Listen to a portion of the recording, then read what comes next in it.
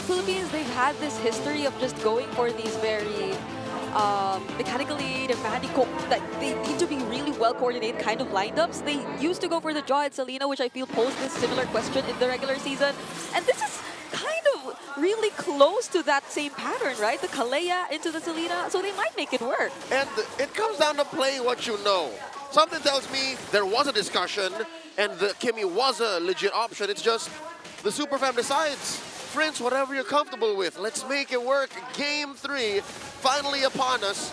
Aurora, early start. 200 gold lead, forcing a flicker from Prince. Ooh, that was very nasty shots here. Forcing flicker as well is a pretty big resource, especially for a Selena, which usually you would use that to really take out the target. Yeah, Brusco will be having a huge responsibility in this game.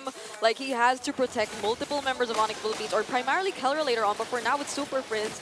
And they're just playing so aggressively! Oh, look at that, Brusco as well. Man, Demon Kite is... You can feel it, right? You can feel the bloodlust in Demon Kite right now. Because really, how often do you get your hands on a Fanny? Yep. And it's this pick really that defined how Onic could play around with the remaining 5 picks, not just 3 or 4. The 5 picks, the whole draft, they had to cater to answering Demon Kite's Fanny, which opened up for the Jawhead, which opened up for the Harriet, even the CC.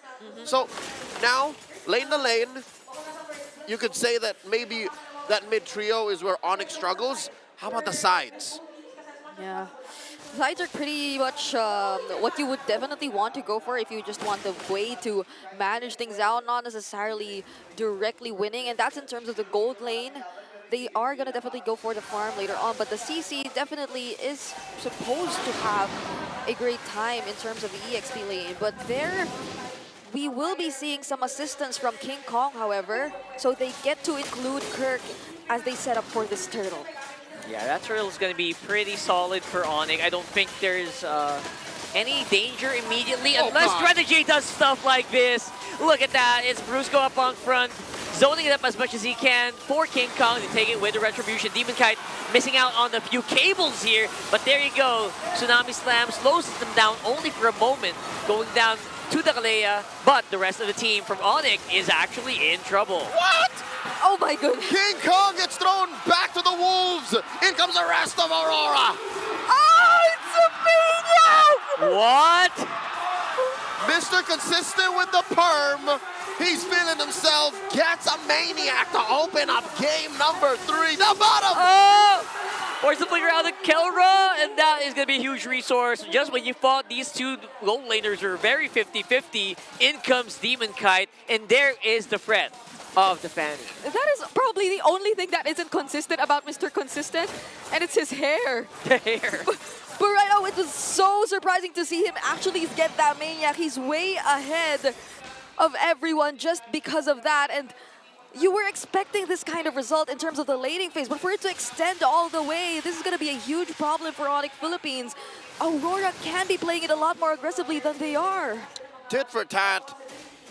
Onic and Aurora are outwitting and outplaying each other. It was impressive how Kirk ran away and survived the initial onslaught of Aurora, right? Flickered away, even when he got caught by the ejector from Renegade, but man, how Aurora kept their ground and forced Onic to stay in and score those 4 kills. Another turtle spawning. I was actually trying to recall like the exact sequence which happened. It was supposedly a great start for Onic since the Abyssal Arrow from Super Prince did deny that feathered airstrike, which could have eliminated Brusco. But it just so happened that the fight extended too long and Aurora were able to find their footing, but now Killer, Kill Demon Kite again. Pretty easy to dodge those SODs if you are a Fanny cabling in and out. Takes that kill pretty easily, but look at that, despite that maniac, Edward given a hard time here on top side. Thou shalt not touch Abun Jing Jing. Aurora overkill on that attempt with Kelra, but this does open up the turtle. Yep, they'll get the trades and a turret away from Onic Philippines, and Onic are yet to secure a turret for themselves, which means that Aurora, still despite this turtle that's secured by Onic, are in the lead somehow. And that is something that you still have to consider if you are Onic Philippines. You see the potential, but so far Aurora is able to capitalize on even the slightest miscalculations that Onic Philippines does.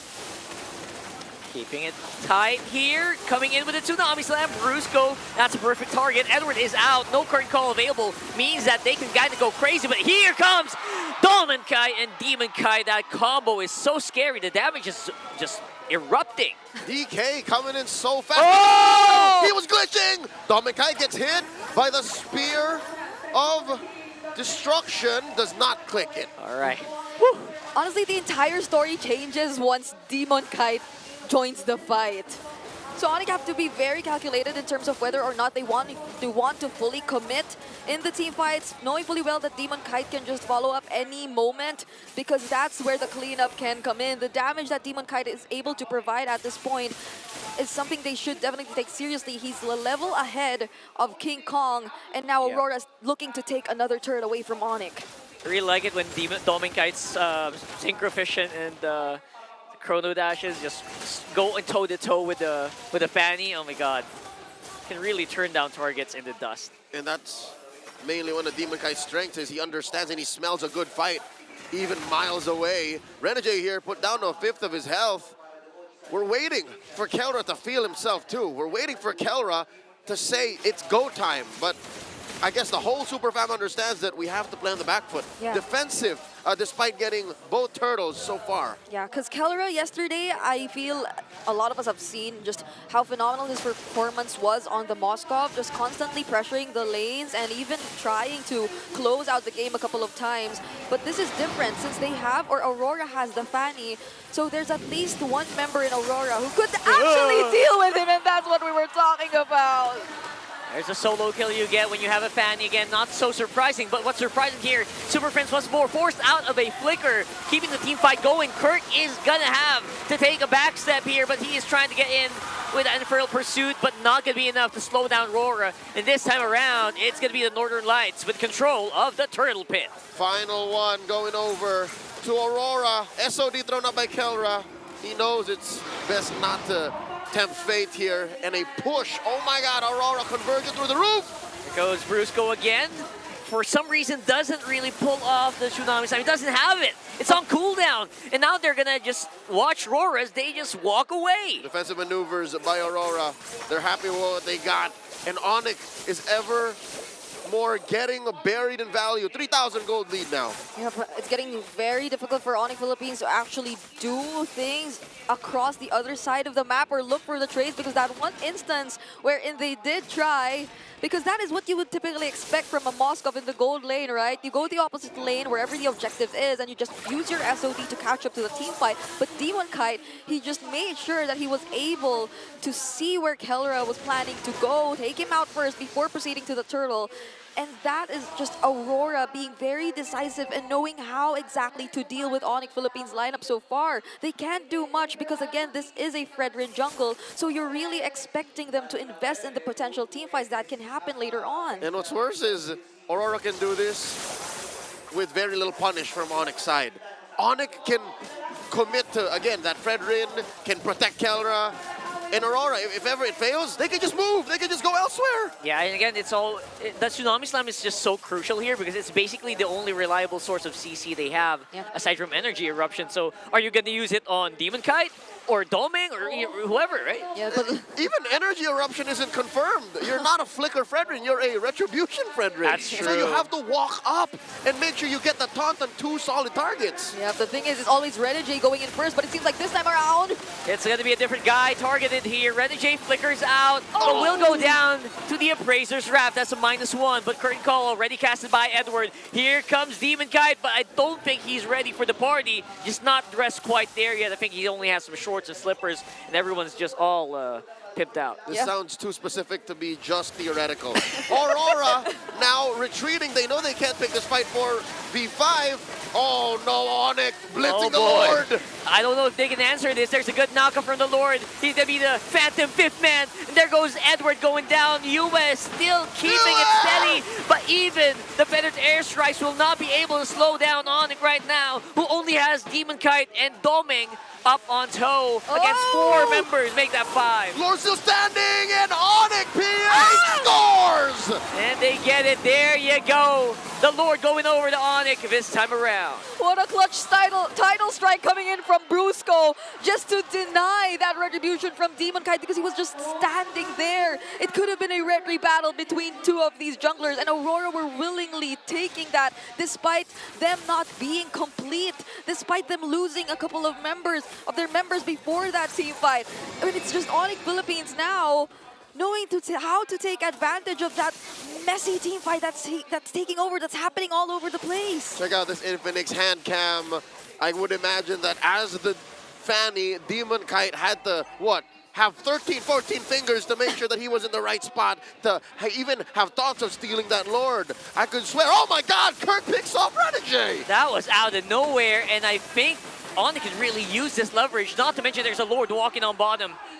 Oh my God. Very bad for Onic. Nowhere the comeback for the Super Fam, the capacity crowd here in the Green Sun Hotel, the Champions Arena are feeling it. Suddenly, the defending champions are on the offensive. Yep, everything changed the moment they decided to engage in a full-on team fight with Onic being prepared. That's what happens when they're actually able to position themselves first compared to Aurora, because the moment Renegade decided to check the area, they were able to punish him to some extent, forcing them to hesitate somehow before actually taking on the next fight. And that is a very similar scenario to what happened in that objective. And now this is where all the bodyguards come in for Kelra. This is where he can freely do his thing. Hey, Kelra, so far, all season 15 long, number 3 least deaths. Oh. He is up there when it comes to bulletproof stats.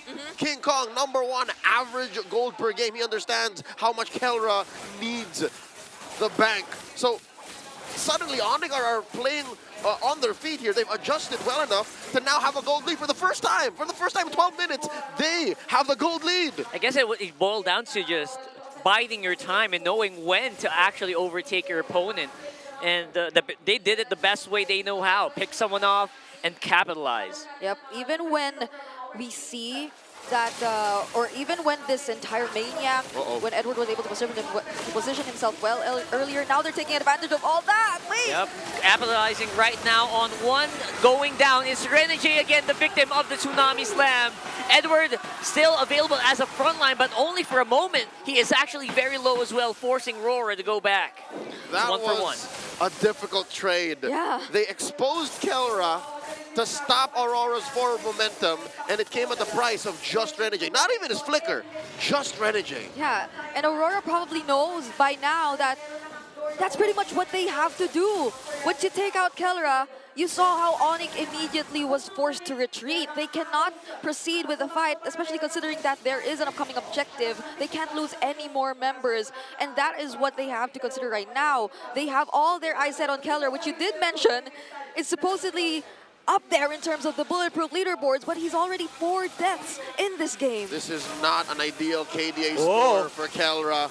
Lord Dance initiated. Demon Kite at 1/3 of his health. I think Aurora have to reconsider. And that all came from one arrow hitting, by the way. That was insane. And the Lord knock up and everything else in Phantom between. Fifth Man. This is where the Fredrin comes in. This is where you would have the Fredrin 9 times out of 10 instead of the Fanny. A Lord Dance like this. And Onyx doing it again. They're blitzing the Lord. They're doing it again. They have the damage. They know they do. They know where the Aurora members are. Demon Kite, where are you? Steps are on you the going to be in an brakes. angle to go for the Retribution steal, though? He will get stunned up. That's vision for Onic. I think they will blitz it out this time around. King Kong getting that Lord, and the fight is going to be very, very bad here for Aurora. But Super Friends on a different angle. They're jumping. They're piling onto each other. And there you go. Aurora members free remaining. Make that just Yue. And I think that could be Onic running it down mid. 11-11, make a wish. At the 14-minute mark, Onic just forced Aurora to play in the paint, and Aurora can't do that! It's a wipeout for Aurora! And you did mention it's exactly the angles that Super Fritz just played around with. Beautifully done. It's Onic Philippines in game 3. Match point for the Super Fam in the upper bracket semis, 1 game away from dropping Aurora to the lower bracket.